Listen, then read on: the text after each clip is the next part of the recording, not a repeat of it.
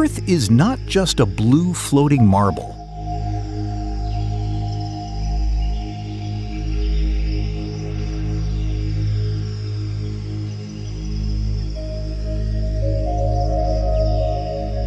It's a mother to billions.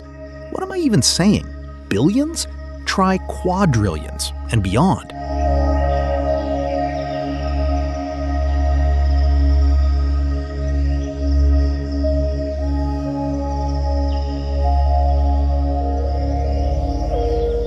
Right now, this planet holds 3 trillion trees breathing for us.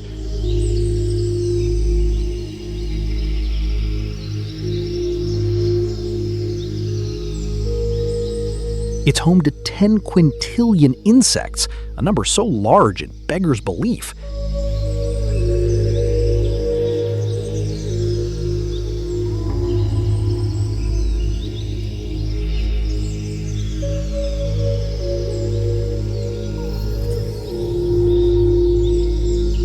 But look closer at the rest of the family. Beneath the waves, 3.5 trillion fish and sea creatures navigate the dark.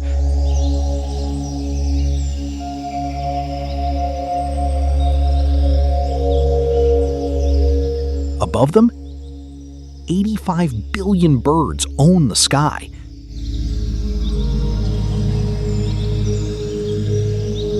$30 billion are chickens. Wow, this is getting interesting. On the ground, we share the dirt with 20 billion reptiles and 130 billion mammals.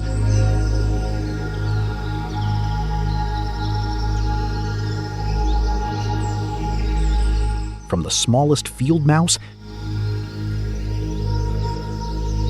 to the 8.3 billion humans currently fighting for a future.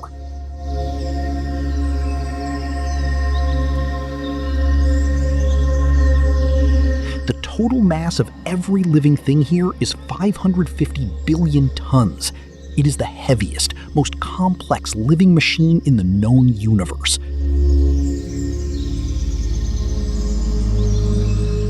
But while the mother provides the life, T-minus 10, 9, 8, 7, the architects are providing the exit strategy. 4, 3, 2, 1. And ignition and liftoff of Ares 1X. Testing concepts for the future of new... On one side of the void, we have Elon Musk, the multi-planetary civilization master. He doesn't just run a business, he commands an empire designed to move the human soul to Mars. As the architect of SpaceX, Tesla, and xAI, his influence is woven into the very fabric of our technological future. Musk is currently increasing his wealth at a staggering rate of $69,000 every single minute. By the time he finishes a cup of coffee, he's earned more than most people do in 3 years. Oh, to anybody watching this, Elon is really, really rich. Then there is Jeff Bezos, the orbital industrialist. The founder of Blue Origin and the force behind Amazon, Bezos isn't looking for a quick exit. He's looking to build a factory in the sky. He envisions a world where millions live and work in orbit, and he has the capital to build that foundation. Every 60 seconds, his empire grows by $37,000. He is the man building the infrastructure for a post-Earth economy. Between these two titans sits NASA. Led by Administrator Bill Nelson, it operates on a taxpayer budget that spends roughly $46,000 per minute. It's the old guard trying to keep pace with the new kings. Endeavour with NASA's final space station crew compartment that brings a bay window view to our celestial...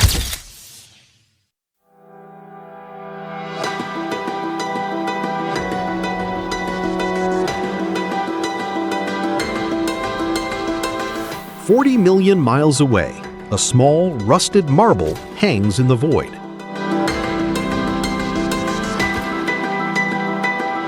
For centuries, it was a god of war. For decades, it was a dream of science fiction. Today, it is the most well-preserved crime scene in the solar system.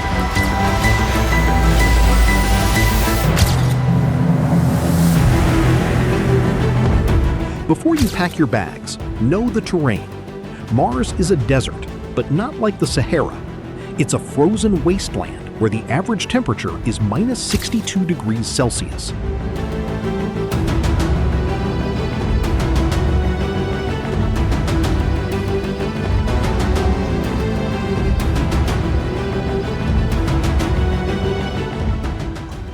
The Martian surface is covered in iron oxide. This is the same compound that forms when you leave a bike out in the rain and it turns orange and flaky. Iron in the soil. Billions of years ago, Mars had a lot of iron in its rocks. The reaction: when that iron was exposed to trace amounts of oxygen, even the tiny bit in the atmosphere, and ancient water, it oxidized. Interestingly, if you were to dig just a few inches below that red dust, the ground often looks dark gray or greenish black, the actual color of the volcanic rock before it rusted. And about food, agriculture, food can't be grown because it is too cold. So these are all you need to know about Mars for a start. Then we will be talking about these 4 sectors of life on Earth that will still be important on Mars. So pack up your bags and let's go.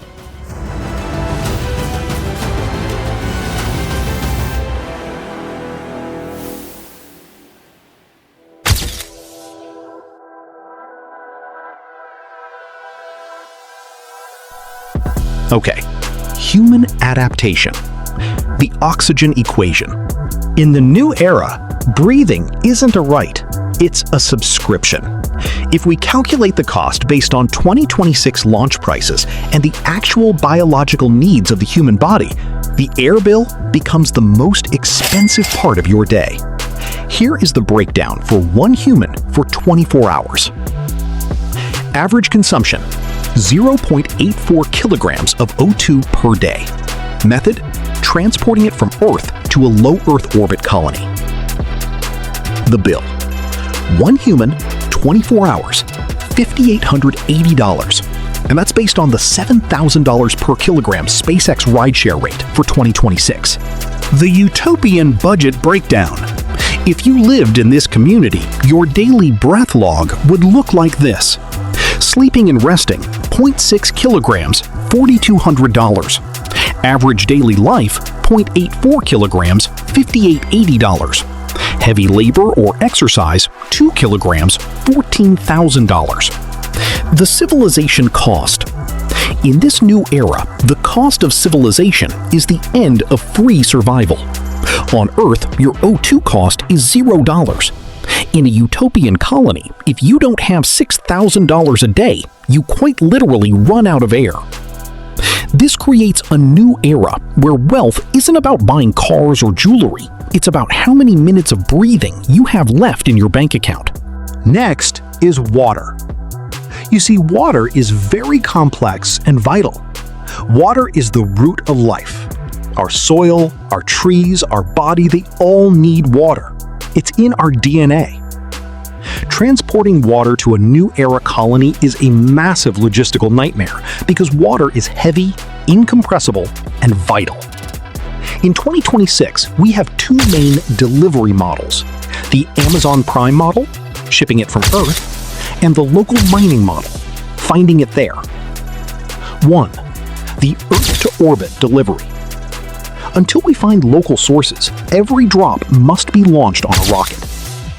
The method: water is packed into high-strength, flexible bladders or rigid tanks.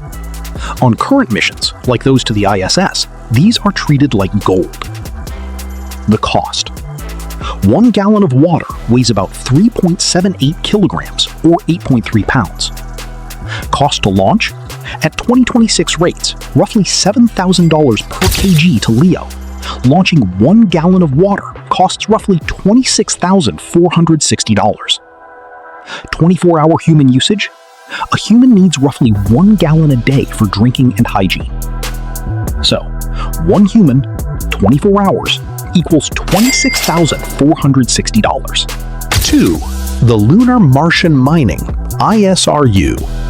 To make a colony sustainable, we use in situ resource utilization, ISRU. This means we don't bring the water, we bring the drill. The method. 1. Robotic mining. Rovers drill into cold traps, craters that never see sunlight, to find water ice. 2. Thermal extraction. Microwaves or heaters turn the ice into vapor, which is then captured and condensed into liquid. The cost.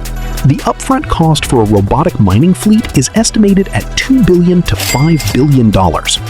However, once the well is dug, the cost per gallon drops from $26,000 to roughly $500, which is mostly just the cost of electricity and equipment wear. Well, now that you know the cost of water on Mars, would you be able to afford it? Well, let's leave that for Elon. Mobility. So you've made it. You're standing on the red dust. But now, how do you actually get around? On Earth, you just walk or drive. Here, every move is a physics problem. You can't use rubber tires. The cold would shatter them like glass, and the razor-sharp rocks would shred them in miles. Instead, we use spring tires. They're made of a memory alloy that can deform over a boulder and then mass correct themselves back into shape. And then there's you, moving your own body. Remember that gravity we talked about?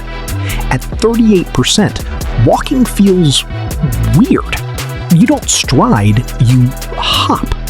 You've got to learn the Martian gait, a low-gravity shuffle skip to keep from losing your balance and drifting into a faceplant. Next on is food. You see, food is very vital in our daily life living. Eating on Mars isn't as simple as opening a fridge. Since a trip to the red planet takes about 7 to 9 months, and a stay could last years, we can't just pack a suitcase full of snacks. Here is how the Martian menu actually works. For the first explorers, most food will be freeze-dried or thermostabilized, heat-treated, and sent from Earth in advance. The process: water is removed from the food to make it light and shelf-stable for up to 3 years. The reality: you'd be eating a lot of rehydratable meals.